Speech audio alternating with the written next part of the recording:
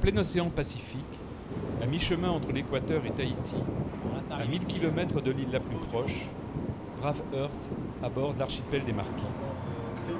Pendant 80 jours, 40 chercheurs de nationalités différentes vont se succéder à bord de ce navire néo-zélandais spécialement affrété. Leur objectif ? Comprendre et étudier le fonctionnement de cet écosystème unique au monde. Not so close, please.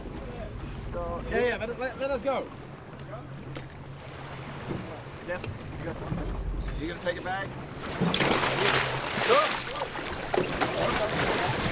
Le projet des scientifiques est d'explorer une mosaïque de milieux, de la côte jusqu'au large et de la surface jusqu'à 500 mètres de profondeur. Cette étude nécessite des compétences scientifiques spécifiques et l'utilisation de multiples techniques d'investigation. Un robot va même permettre de voir et de comprendre un monde sous-marin jusqu'ici totalement inconnu.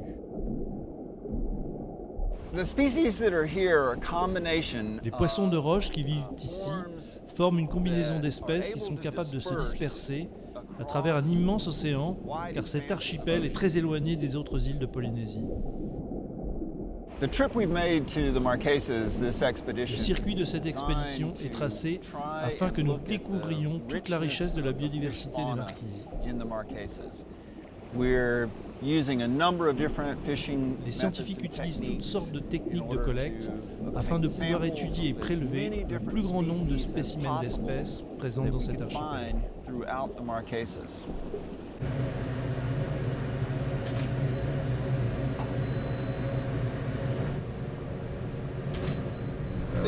Tu crois que c'est une nouvelle espèce ? Ah oui, il n'y a pas de doute.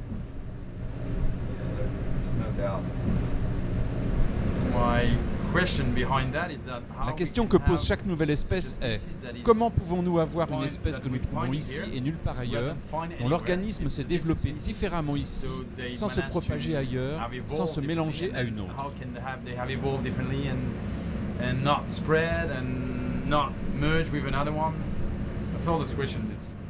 Elle pose la question de l'évolution, de la spéciation des espèces, de l'endémisme, qui est une question majeure de l'évolution. C'est la première expédition qui essaie de maîtriser, de comprendre la globalité de la biodiversité marquisienne, de l'écosystème marquisien. Ceux qui sont venus avant sont venus isolément prélever quelques spécimens pour constituer une collection, et ce sur une ou deux îles. C'est la première grande étude générale des îles Marquises. La première. This kind of expedition is the perfect link. Ce type de mission fait le lien avec les anciennes expéditions exploratrices de la nature du XIXe siècle.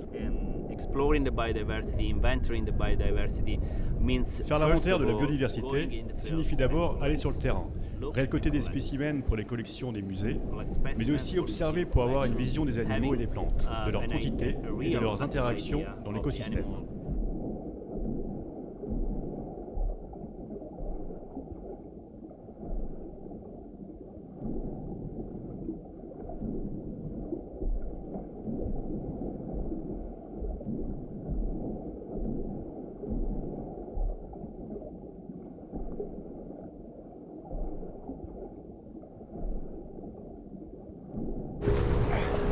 C'est de la soupe de plancton. Surtout en surface, il y a à peu près le dernier mètre en fait qui est recouvert de plancton. Des organismes unicellulaires. Alors ouais, c'est un peu gélatineux. Ceux-là sont pas urticants. Il faut quand même se méfier. Les collections, c'est ce qui nous permet aujourd'hui de savoir si les espèces sont nouvelles ou pas, puisque c'est en référence à ce que nos aînés ont fait dans le passé, et dans des passés qui peuvent remonter très loin, puisqu'on a des collections d'herbiers à Paris qui ont plusieurs siècles. Et vraiment, faire de la biodiversité aujourd'hui, c'est aussi faire l'effort de conserver ce que l'on récolte, justement pour pouvoir avoir un point de comparaison dans le temps et dans l'espace. Super. Ouh là là. Ovulidés sur Gorgone, magnifique association à garder telle que.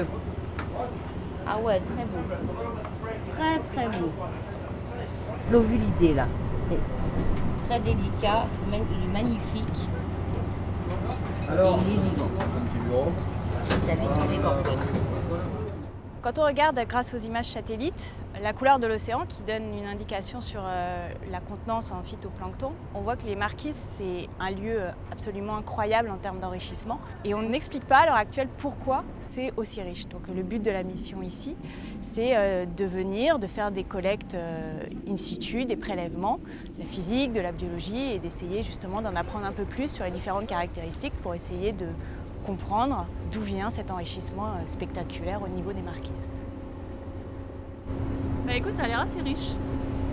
Ah oui, c'est même très riche. C'est un 300 mètres, ouais, et puis là, il y a... T'as les méduses ?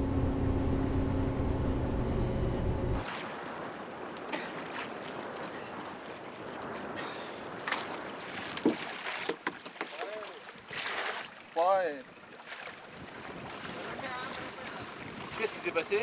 Un requin a attrapé. Le requin, il est plus rapide que moi.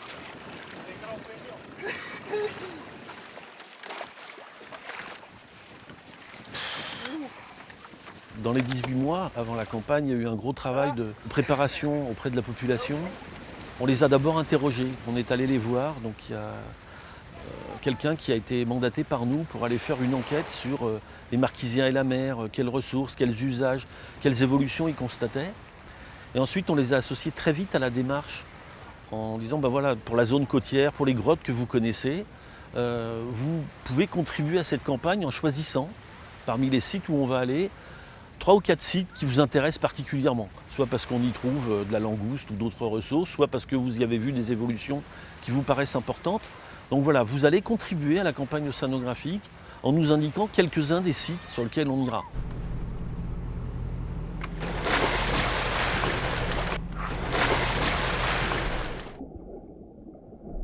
Les grottes et le profond font partie des écosystèmes les moins étudiés dans le monde. Ici, aux Marquises, les grottes sont presque totalement inconnues et il faut donc tout décrire. Elles abritent des organismes qui développent des stratégies de vie très originales. Selon le niveau de lumière, les courants ou les sédiments déposés, les habitats diffèrent et donc la faune et la flore rencontrées.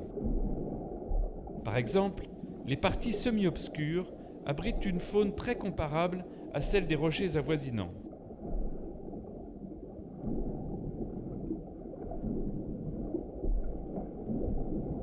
Par contre, les parties obscures recèlent les singularités zoologiques les plus étonnantes.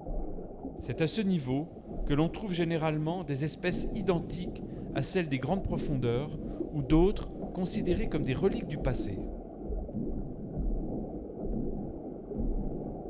Les sédiments de grottes sont connus pour abriter une faune rare, très nombreuse et de petite taille, voire microscopique et très difficile à étudier.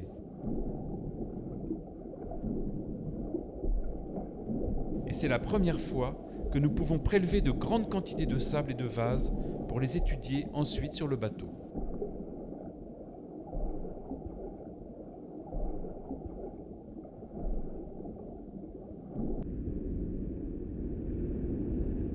Plus profond, tout est à découvrir ou presque. Grâce aux robots télécommandés de la surface, nous pouvons observer la faune et la flore dans son écosystème jusqu'à 500 mètres de fond.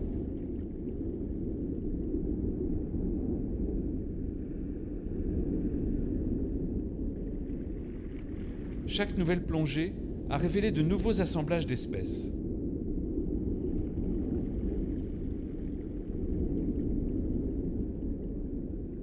Sur les crêtes rocheuses, sous les grands surplombs et à l'entrée de grottes profondes, de véritables oasis sous-marins, totalement inattendus, apparaissent pour la première fois à la lumière des projecteurs.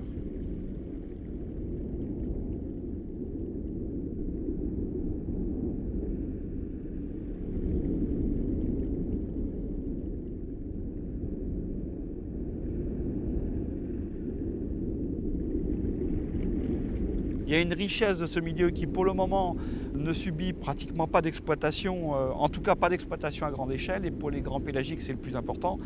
La Polynésie française a eu la bonne idée de protéger la zone des Marquises de toute atteinte par des pêcheries industrielles. Et donc on voit bien que là, le milieu est très riche, on voit qu'il y a des ressources et eh bien, je pense que c'est le moment effectivement pour les aires marines protégées, dont c'est le rôle de faire des propositions de zones, peut-être des zones protégées dans certains cas, mais surtout des zones gérées au niveau de la pêche. La zone des Marquises est une zone reconnue pour son stock de thon à gros yeux. Effectivement, donc, il y a un effort de pêche considérable par ces thoniers palangriers asiatiques. Et ce serait bien qu'on puisse faire des études de stock de cette espèce pour voir un peu son état actuel.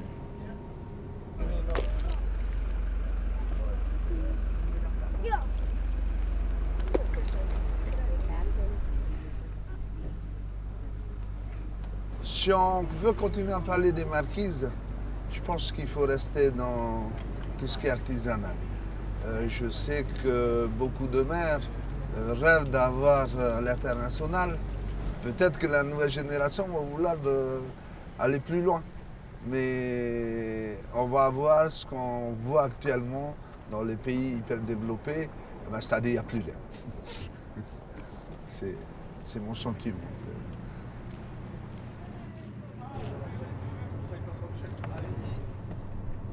On a hâte de connaître justement, d'avoir un état des lieux. Parce que c'est un peu notre inquiétude également.